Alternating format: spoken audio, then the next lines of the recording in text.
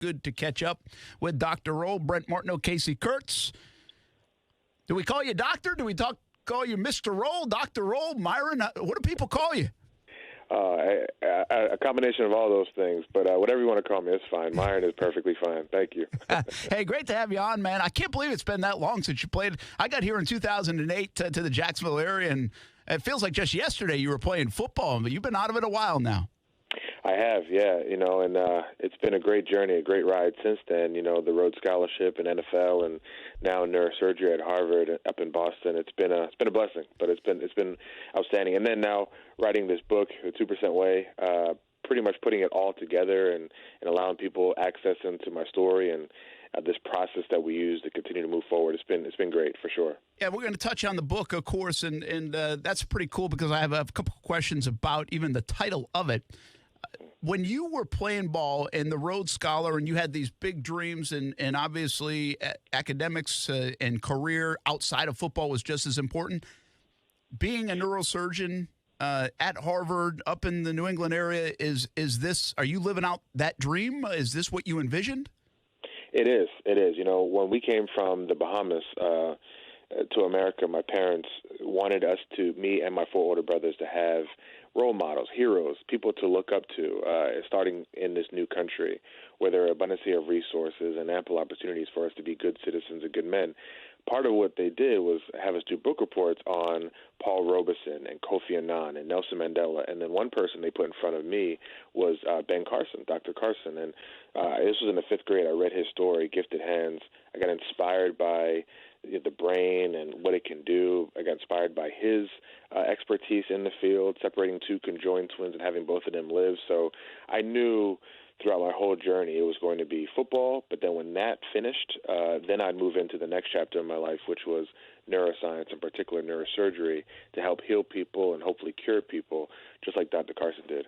Dr. Myron Rolle with us at Action Sports Shacks on ESPN 690. Before you came on, we were actually looking up the definition of the Rhodes Scholar, and actually football and cricket and athletics plays a role in that. I think we think of it as like an academic thing more than anything else, but it is bigger than that, right?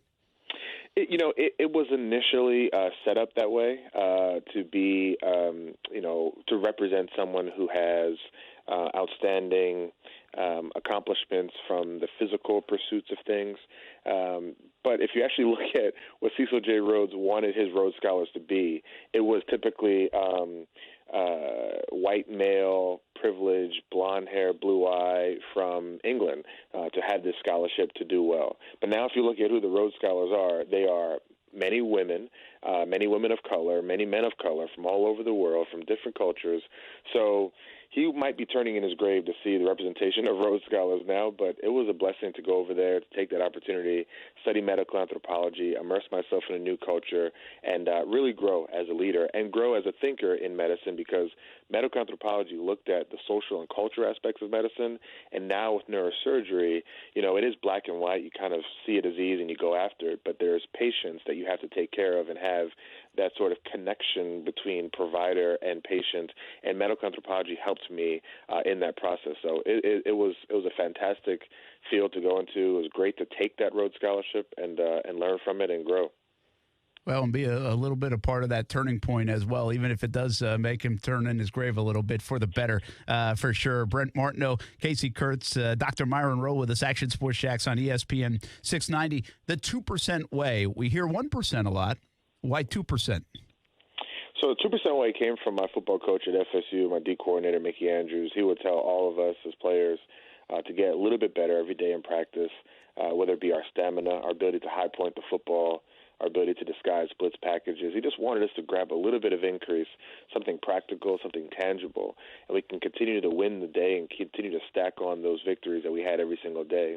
And it wasn't so much about just the number, right, the quantifiable two. It more so was, can you just take something that seems manageable and just take a little bit of piece, a little bit of bite out of an overwhelming task or a very difficult challenge, and just break it down little by little. So I extrapolated that mindset from the football field, from my coach, Coach Andrews, to life. And so any task I tried to accomplish or any challenge I try to overcome, any goal I try to reach, I'm just getting a little bit better every day, feeling that sense of small victory, and then checking it off and having people hold me accountable, and then moving forward and always sort of walking towards a better version of myself. And we wrote this book to inspire people to adopt that process, because it does quiet down the background noise, silence the critics, and allows you to be disciplined and focused into who you need to be in this world with that continued progress, small and consistent every single day. I guess you could have done it even maybe a few years ago, or maybe down the road a little bit, as you've even established your career even more in the medical field. Why was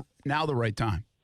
Well, now is the right time because, I practically had a research sabbatical in between my residency at Harvard, so I had some physical, actual time to write this and put it down. But I also felt that, I was inspired by books growing up, and it opened my eyes to who I could be. And I felt that this book, with the human experiences that I talk about in this book, self-doubt, uncertainty, dealing with prejudice, feeling socially awkward in certain settings, dealing with relationships. My wife and I were distant, and we were trying to raise a family being apart from each other. All these challenges, sometimes feeling like you're not good enough or you're not worthy to be in a certain space. I talk about that, and I talk about how this process that I've adopted, that I learned from Coach Andrews, helps me improve and help me get to a good point. So I feel that this book can reach many audiences. I feel like it can touch a lot of people, can resonate. And right now, God said, let's ride this out and let's do this, because we've put you in this position for such a time as this. Dr. Myron Rolle with us here on Action Sports Jax on ESPN 690. It's the new book that is out and coming out, to the 2% Way. Obviously, the inspiration for the title and some of the motivation, you're already kind of what you're saying with Mickey Andrews. How much football and what you learned on the football field and the discipline of the sport and two-a-days, I think you could do two-a-days back when you were playing, now lead into the world you live in right now and helping people out and being the neurosurgeon you are? It's a lot. There's a lot of crossover traits. There's a lot of bleeding into my work as a neurosurgeon, and in this field, discipline, hard work, teamwork. It's a team. There's nothing that's done in medicine, or especially in neurosurgery, alone. You have nurses, you have co-residents, you have attending physicians, anesthesiologists, medical device reps. You have to communicate with everyone. And as a safety on the football field, I was communicating with D linemen, with our linebackers, with our corners, telling them who's on the field, what's the down and distance, what personnel is out there, what they're going to run, where's the strength of the defense. So communication was huge for me then, and it is huge for me now. Overcoming adversity and being flexible and adaptable. I think that was huge, especially during the pandemic, when our elective surgeries were put on hold as neurosurgeons, and we had to volunteer into the emergency department to help take in some of the COVID patients. And being flexible and adaptable, being able to change on a fly from doing brain and spine surgery now to proning patients and intubating patients and getting infectious disease consults for these COVID patients, that's way different, vastly different than what we do on a day-to-day basis. But as an athlete, I feel like I learned the more you do, right? The more you do, the better you can be, the better team player you can be if you can help out in any way. And I was just very fortunate to have my football training help lead me through those times. Dr. Myron Rolle is going to be in town tomorrow, Crown Plaza Hotel, for the book launch. I don't have a time on that. What time are you going to be down there at the Crown Plaza Hotel?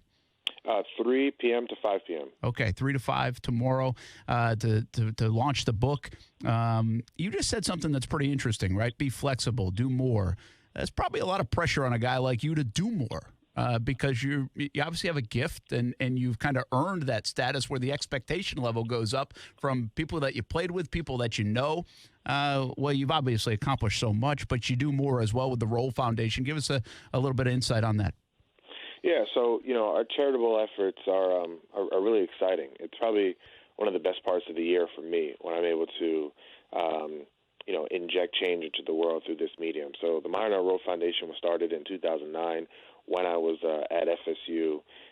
We work with children and families in need in the United States and back home in the Bahamas, helping them through education and health and different awareness sort of programs and activities. We also have a Caribbean Neurosurgery Foundation that helps deliver equitable, timely access to neurosurgical care for vulnerable populations back in the Bahamas and around the Caribbean. So this means a lot to me. One of the Bible verses that I really stick to is Matthew 25:40. Inasmuch as ye have done for the least of these, my brethren, ye have done unto me. And those are the individuals who feel marginalized, who feel on the outside looking in, those are the ones who we should really direct our energy and our efforts towards. And so the foundations that we do and the work that we do and the mentoring that I try to do, it all matters, and it all is very fulfilling to me personally, but hopefully it makes a bigger difference to the people who I'm trying to serve.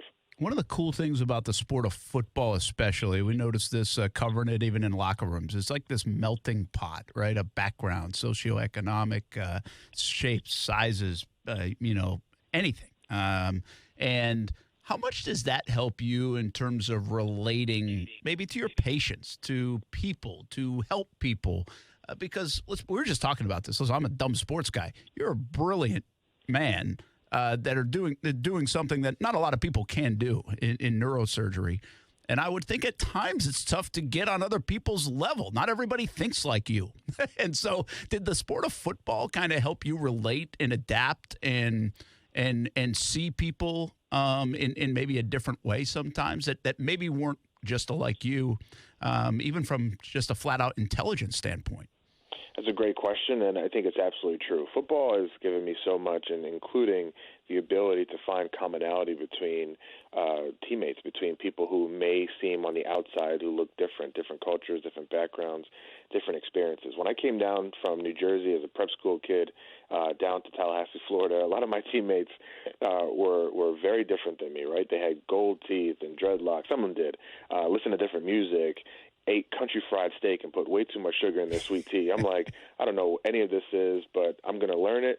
I'm going to get, on board with you guys, and then I'm going to put the work into the football field so you respected my grind and my hustle as an athlete so that we can all come together. And once I activated myself to want to engage with them and not feel superior or feel like I'm, being condescending when I'm speaking to them, then that helped. And so I've used that same sort of mindset to humble myself and get on the level of anyone I'm with, to activate them and to activate me, and so we can get the most out of each other. And I do that with patients as well, especially if I'm in Boston, right, and these patients are huge New England Patriots fans. I'll often joke about how Tom Brady beat the Titans 50-0 when I was there or something, and they would laugh about that, and then, boom, next thing you know, we could talk about their diagnosis. And it just sort of eases the tension and brings down that barrier between patient and healer, and it's really good. Dr. Myron Rolle with us right now in Action Sports Jax on ESPN 690. The 2% Way, a book launch tomorrow at the Crowne Plaza Hotel between 3 and 5 p.m. So Florida State fans or any fans of Myron Rolle, there should be a lot of them, head on out there to the Crowne Plaza Hotel. How tied into football are you still? You still love it? Are you just away from it? And now you're so, just your passion is obviously the medical field. Do you watch? Do you pay attention to Florida State? Like, where are you at in your football love now that you're away from the sport? I am all the way in, okay? I'm talking about in so much when Florida State plays Boston College. I'm on the sidelines watching. I talk to Coach Norvell quite often. He's a great man. I think he's really tried to inject the hard work mentality into these stellar athletes we have in Tallahassee. So I'm all in. I love it. And I also love the fact that I can be a physician scientist and work through the sport of football from a advanced technology and sort of advocate side of things in my discipline. But then I also can have a foot in the game as far as knowing what these guys have to go through when they play the sport and maybe help with concussions, traumatic brain injury, or chronic traumatic encephalopathy. I have several former teammates that will reach out to me and ask me, hey, Myron, what can I do to help my brain health, or what can I do to improve my memory, or something like that? And I love being that guy for my boys because we have a brotherhood and a bond that has not been broken. That's a really cool way to give back, by the way. Let me ask you one more, because I think you'll be I'd just like to get your take on it. I don't know if you saw the Jimbo Fisher and Nick Saban stuff, but name, image, likeness is a thing. It's a big thing right now. As a former student athlete, do you have a strong view on what's going on in the collegiate world, even on that topic? I would say I think that it's time that these athletes do get compensated for what they've done. So many years and so much time and effort and energy has been placed into these sports, and many people have benefited outside of the athletes. But I would say they need to be guardrails and some level of structure to help with it, right? And the thing I think about, not so much what Jimbo, former coach, and Nick were saying, but more so the female athletes who are in the Olympic or non-Olympic sports, their effort and their energy, especially like the women's soccer team at Florida State, who's always good, like the women's tennis team, the volleyball team is always good. They may not have the same opportunities as the high, football and basketball earning sort of sports. And so I just want to make sure that we don't forget about that group, that we continue to push those women athletes who do such a great job, and that we level the field where there's level of equity into this thing. And so that would be the advice that I would give. But the guardrails, the structure that has to happen so this doesn't get out of hand and we can continue to love the sport like we always do. Good take. Listen, I'm from Providence, Rhode Island. I haven't lived there in a long time. What do people at the doctors, after they do surgery at the water cooler, they talk more about the Red Sox or the Patriots these days? Well, actually, they talk a lot about the Bruins too and the Celtics, but I think it's debate as well. Is it Belichick or is it Brady? So like that keeps happening a lot of times. But yeah, you know how it is up here. It's a tremendous group that loves their professional sports, and that definitely reigns supreme in the Boston, New England area for sure. Dr. Myron Rolle, The 2% Way, the book launch tomorrow at the Crowne Plaza Hotel right here in Jacksonville. Go say hello to just a terrific, young man and athlete that you watched back in the 2006 to 2008-9 range. Got drafted, of course, into the NFL, and now is really helping change a lot of people's lives as a neurosurgeon up there at Harvard in New England. Dr. Myron Rolle, thanks for joining us, man. We really appreciate it. Thank you. Thanks for having me.